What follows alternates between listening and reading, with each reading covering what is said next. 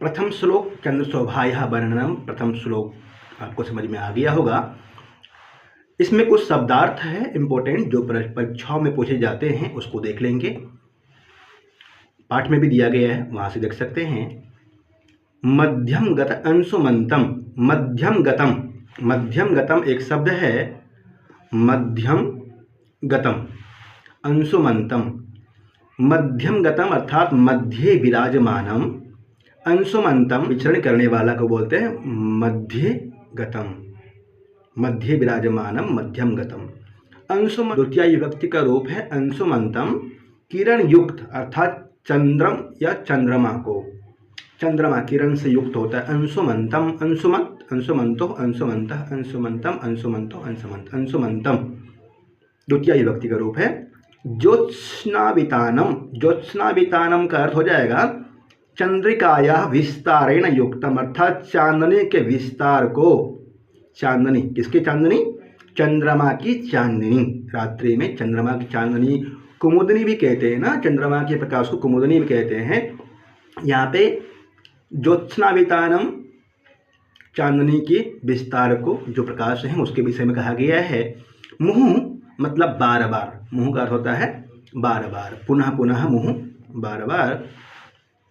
उद्वमंतम, यहीं पे इसको अलग कर देंगे, मुहुः रुद्वमंतम, मुहुः में हलंत लग जा, यहाँ विसर्ग लग जाएगा, मुहुः, मुहुः और उद्वमंतम, उद्वमंतम, उद्वमंतम का अर्थ है विस्तारयंतम, बढ़ाते हुए, बिखेरते हुए को, चंद्रमा के प्रकाश को बिखेरते हुए।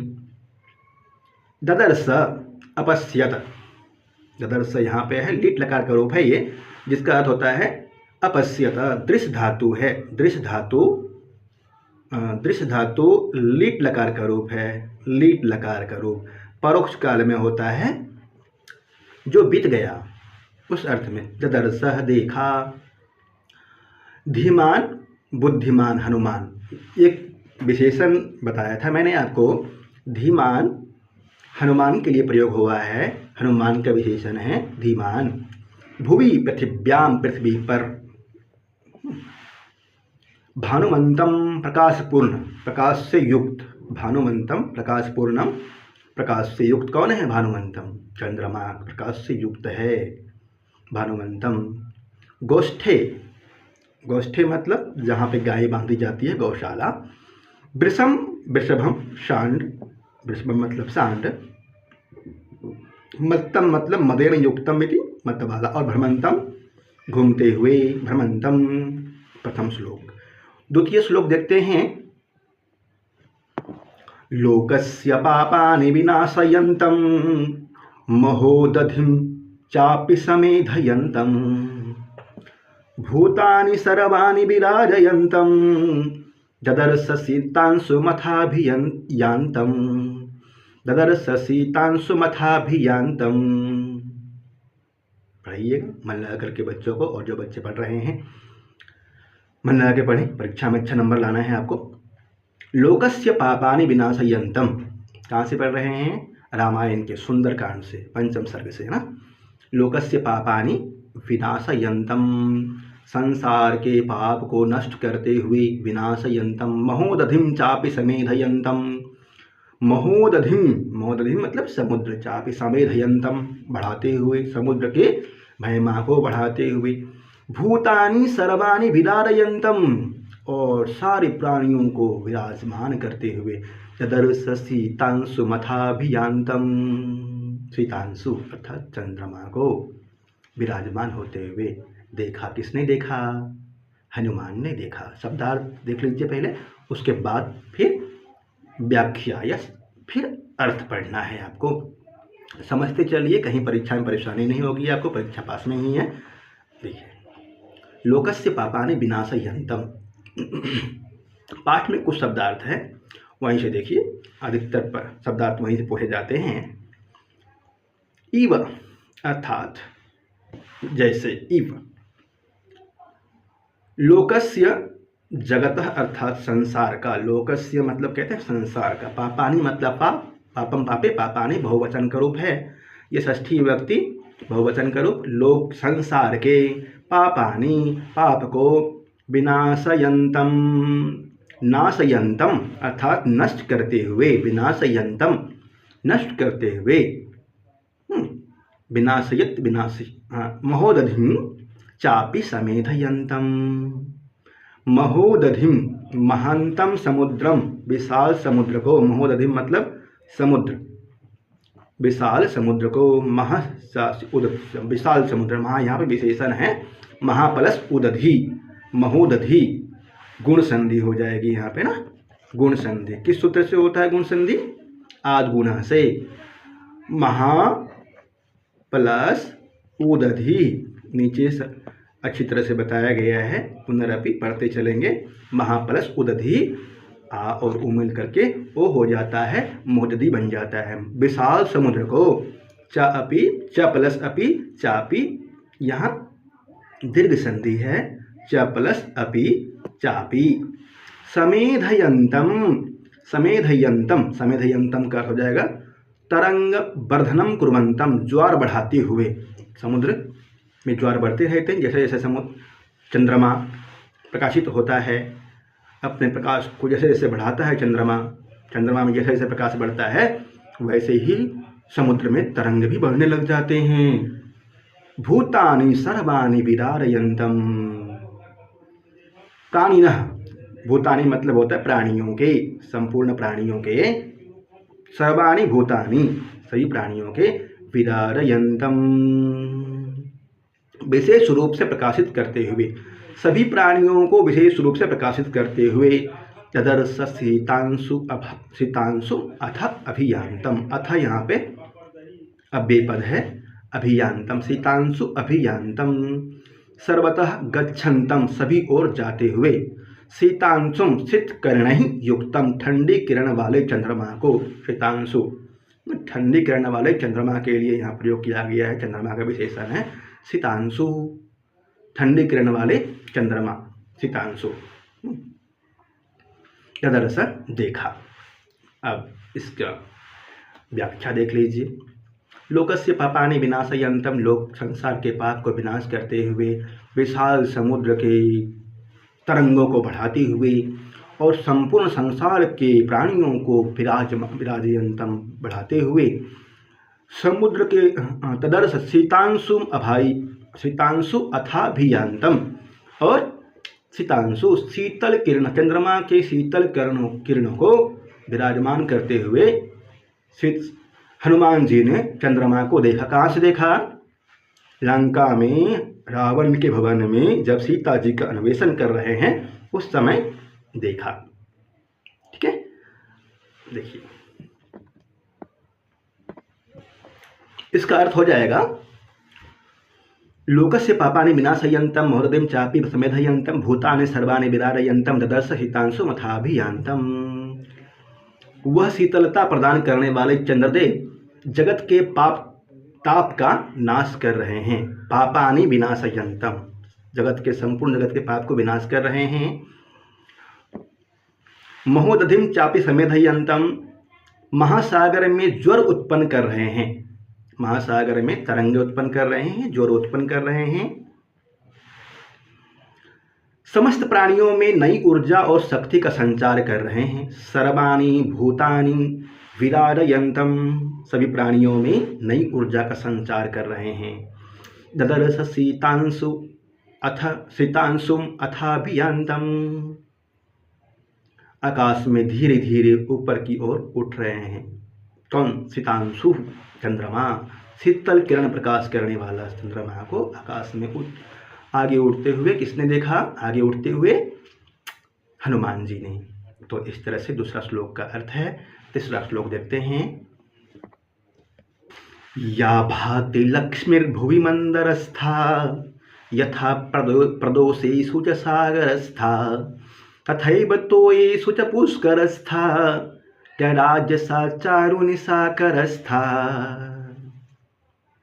या भाति लक्ष्मीर्भुवि मंदरस्था यथा प्रदोषेषु च सागरस्था तथैव त्वेषु च पुष्करस्था राजसा चारुनिशाकरस्था। शब्दार्थ देखिए इसका। क्या है शब्दार्थ? या मतलब जो विशेषण के रूप में है या का, या लक्ष्मी, जो लक्ष्मी मंदरस्था भुवि मंदरस्था भाति, भुवि मतलब पृथ्वी पर, मंदरस्था मंदराचल पर्वत के विषय में आपने सुना है, बांका जिला में पड़ता है। मंदार पर्वत जिसको बोलते हैं, मंदार पर्वत के द्वारा समुद्र का मंथन किया गया था, जिसमें से एक रत्न लक्ष्मी भी निकली थी। 14 रत्न निकले थे, उसमें से एक रत्न लक्ष्मी भी था। तो या भाति लक्ष्मी भुवि मंदरस्था, मंदराचल की गुफाओं में जो निवास कर रही है, अभी कहते हैं यथा प्रदोषेषु च सागरस्था, यथा जैसे प्रदोषेषु च सागरस्था, संध्या के समय सागर में स्थित जो चंद्रमा का प्रकाश दिखाई देता है उस वो, तथैव तोयेषु च पुष्करस्था, तोयेषु मतलब होता है जलेषु, जलों में, तथा प्लस इव तथैव, तथा प्लस इव, तथा प्लस एव तथैव, उसी प्रकार से, तोयेषु जल में, च अव्यय है, पुष्करस्था, पुष्करस्था कमल फूल कहाँ खिलता है बच्चों? जल में। जल में स्थित कमल फूल के ऊपर लक्ष्मी विराजमान होती है। जिस तरह से लक्ष्मी कमल फूल के ऊपर विराजमान रहती है, उसी तरह से पहले कहा मंदराचल पर्वत में विराजमान लक्ष्मी की तरह, और संध्या के समय समुद्र में प्रकाशित होने वाले चंद्रमा का किरण भी लक्ष्मी के रूप में बताया गया है यहाँ पे, लक्ष्मी की तरह। तथैव तोयेषु च पुष्करस्था, और समुद्र तोयेषु मतलब पानी में विराजमान कमल फूल के उपस्थित स्थित लक्ष्मी की तरह। राजसा चारुनिशाकरस्था, चारुनिशाकर, राज मतलब प्रकाशित होना, राज सा का लक्ष्मी, चारुनिशाकरस्था रात में प्रकाशित होने वाली, निशाकरः का, निशाकरः मतलब चंद्रमा, अत्यंत रमणीय शोभनीय चंद्रमा रात्रि में प्रकाशित हो रहा है। शब्दार्थ देख लीजिए, और इसका व्याख्या इस तरह से होगा। पृथ्वी पर मंदराचल में, मंदराचल पर्वत जिसके द्वारा लक्ष्मी का मंथन हुआ था, संध्या के समय महासागर में, प्रदोषेषु च महासागरस्था, तथैव तोयेषु च पुष्करस्था, और जल के अंदर कमलों में जो लक्ष्मी जिस प्रकार सुशोभित होती है, जल के अंदर कमलों में जिस तरह से लक्ष्मी सुशोभित होती है, राजसा चारुनिशाकरस्था, वही उसी प्रकार वह लक्ष्मी मनोहर चंद्रमा में सुशोभित हो रही थी। वही लक्ष्मी उसी प्रकार से मनोहर चंद्रमा में सुशोभित हो रही थी, मनोहर चंद्रमा में सुशोभित हो रही थी। इस तरह से वर्णन है, बहुत अच्छा। पृथ्वी पर मंदराचल में, संध्या के समय महासागर में, और जल के अंदर कमलों में जो लक्ष्मी जिस प्रकार सुशोभित होती है, वही उसी प्रकार वह लक्ष्मी मनोहर चंद्रमा में सुशोभित हो रही थी। यह वर्णन है। हनुमान जी जब सुंदरकांड में सीता जी के अन्वेषण में, सीता जी को खोजने के लिए लंका के अंदर रावण के अंतःपुर में भ्रमण कर रहे हैं, उस समय चंद्रमा का दर्शन होता है। उसका वर्णन बहुत ही सुंदर। संपूर्ण पाठ पढ़ने के लिए आप ऑनलाइन कोर्स ले सकते हैं या फिर मुझसे कांटेक्ट कर सकते हैं। संपूर्ण पाठ पढ़ाया गया है, ऑनलाइन पढ़ने के लिए आप संपर्क कर सकते हैं। आगे पढ़ा। हंसो यथा राजत पंजरस्था, सिंहो यथा मंदर कंदरस्था, वीरो यथा गर्वित कुंजरस्थ, चंद्रोपि बभ्राज तथांबरस्थ। हंसो यथा राजत पंजरस्थ, शब्दार्थ देख लीजिए पहले। राजत पंजरस्थ अर्थात चांदी के पंजरे में स्थित। सिंहो यथा मंदर कंदरस्थ, हंस जिस प्रकार से हंस चांदी के पिंजरे में स्थित होता है। सिंहो यथा मंदर कंदरस्थ, और सिंह जिस तरह से मंदराचल के गुफाओं में स्थित होता है। वीरो यथा गर्वित कुंजरस्थ, वीर जिस प्रकार से गर्वित कुंजरस्थ मदयुक्ते गजे स्थित, मत वाले हाथी पर सवार होकर के। गर्वित कुंजर मतलब होता है हाथी, कुंजर है, यहाँ पे कुंजर हो जाएगा गर्वित कुंजरस्थ। जिस तरह से वीर पुरुष मत वाले हाथी पर चढ़ करके गर्वित महसूस करता है। चंद्रोपि बभ्राज तथांबरस्थ, चंद्रमा भी ठीक उसी प्रकार से आकाश में शोभायमान हो रहा है। बभ्राज मतलब चमक रहा है, प्रकाशित हो रहा है। बभ्राज कहाँ पे? आकाश में। तथा अंबरस्थ, ठीक उसी प्रकार से। हिंदी अर्थ देख लीजिए नीचे। जिस प्रकार चांदी के पिंजरे में हंस, मंदराचल की गुफाओं में सिंह तथा मदमत्त हाथी की पीठ पर, मंदराचल की गुफाओं में सिंह तथा मदमत्त हाथी की पीठ पर वीर पुरुष शोभा पाते हैं, उसी प्रकार आकाश में चंद्रदेव सुशोभित हो रहे थे। किसने देखा है? हनुमान ने। कहाँ पे? लंका में स्थित अंतपुर में रावण के भवन में से देखा। अगला पाठ। स्थितः ककुंभानिव तीक्ष्णशृंगो महाचलः श्वेत इवोर्ध्वशृंगः, इव ऊर्ध्वशृंगः हो जाएगा। हस्तीव जाम्बूनदबद्ध श्रृंगो राजचंद्रः परिपूर्ण श्रृंगः। स्थितः ककुंभानिव तीक्ष्णशृंगो महाचलः श्वेत इवोर्ध्वशृंगः। हस्तीव जाम्बूनदबद्ध श्रृंगो राजचंद्रः परिपूर्ण श्रृंगः। शब्दार्थ देखिए इसका। तीक्ष्ण श्रृंगः, तीक्ष्णेन श्रृंगेन विषाणेन, श्रृंगः इति विषाण, तीक्ष्ण श्रृंग का पर्यायवाची होता है विषाण, विषाण युक्तम। तीखा श्रृंग वाला। वृषभः मतलब बैल। ऊर्ध्वशृंगः, ऊपरी उत्थितः शिखरः यस्य सः ऊर्ध्वशृंगः, ऊपर उठे शिखर वाला।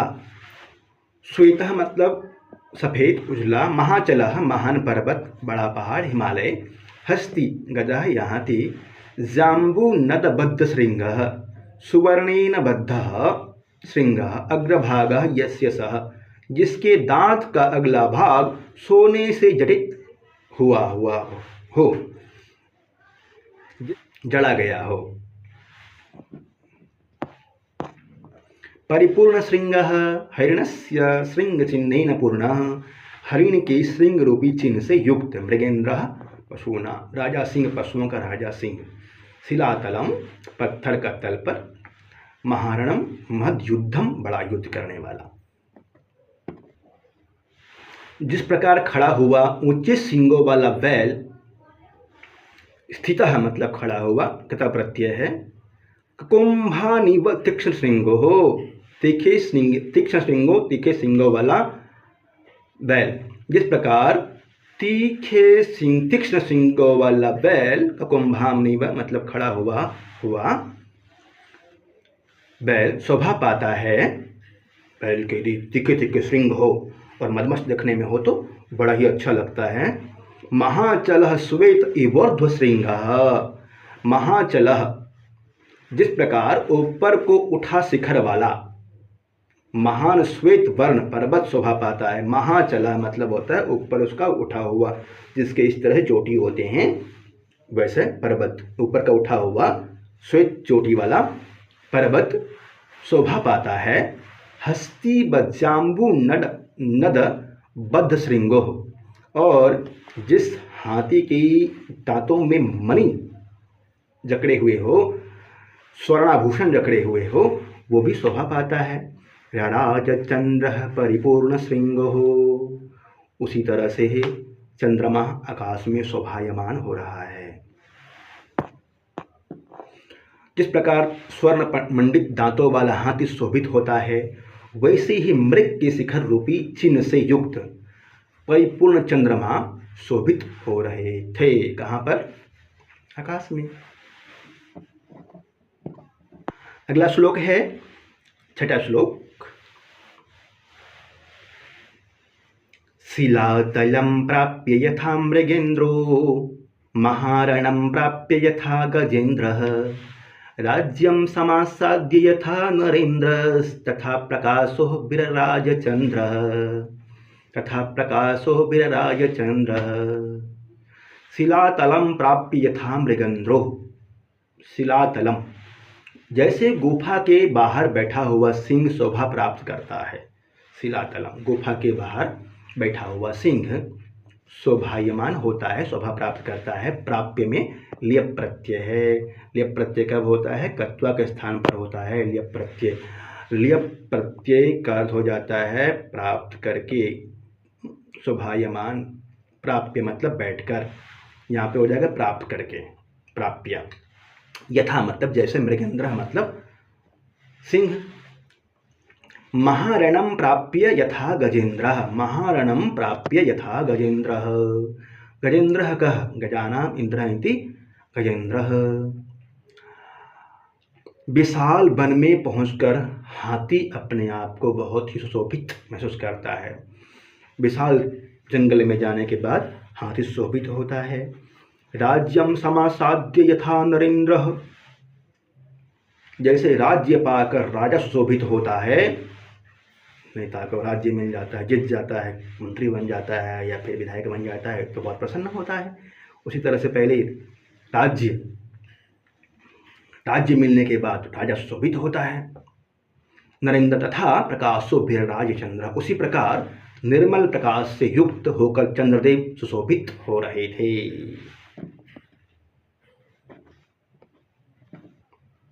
सातवां श्लोक है, इंपॉर्टेंट श्लोक, मन लगा के पढ़िए। आप बहुत ही धैर्य से पढ़ रहे हैं, इसको भी पढ़िए मन लगा करके। तंत्रीस्वरः कर्ण सुखा प्रवृत्ताः, स्वपन्ति नार्यः पतिभिः सुवृत्ताः, नक्तश्चराश्चापि तथा प्रवृत्ताः, विहन्तुमत्यद्भुत रौद्रवृत्ताः। तंत्रीस्वरः कर्ण सुखा प्रवृत्ताः, स्वपन्ति नार्यः पतिभिः सुवृत्ताः, नक्तश्चराश्चापि तथा प्रवृत्ताः, विहन्तुम अत्यद्भुत रौद्रवृत्ताः। वीणा के कानों को प्रिय लगने वाले शब्द झंकृत हो रहे थे। वीणा, कानों को प्रिय लगने वाले शब्द, वीणा के कान, वीणा के शब्द जो होते हैं ना, वो कानों को बड़े प्रिय लगते हैं। शब्द झंकृत हो रहे थे। कर्ण सुखा प्रवृत्ता, तंत्री स्वर, मतलब वीणा के लिए कहा गया है यहाँ पे। तंत्री के स्वर, वीणा के स्वर किसको प्रिय लग रहे थे? कर्ण सुखा, कर्ण कान को प्रिय लग रहे थे। तंत्री स्वर, वीणा के शब्द कर्ण को प्रिय लग रहे थे। स्वपन्ति नार्यः पतिभिः सुवृत्ताः, जिस तरह से सदाचारिणी स्त्रियां अपने पतियों के साथ विश्राम कर रही थी, मतलब सदाचारिणी स्त्रियां, रात का वर्णन है ना, जब हनुमान जी लंका में स्थित हैं और अंतःपुर में प्रवेश किए हैं सीता जी का अन्वेषण करने के लिए, वहाँ का वर्णन है।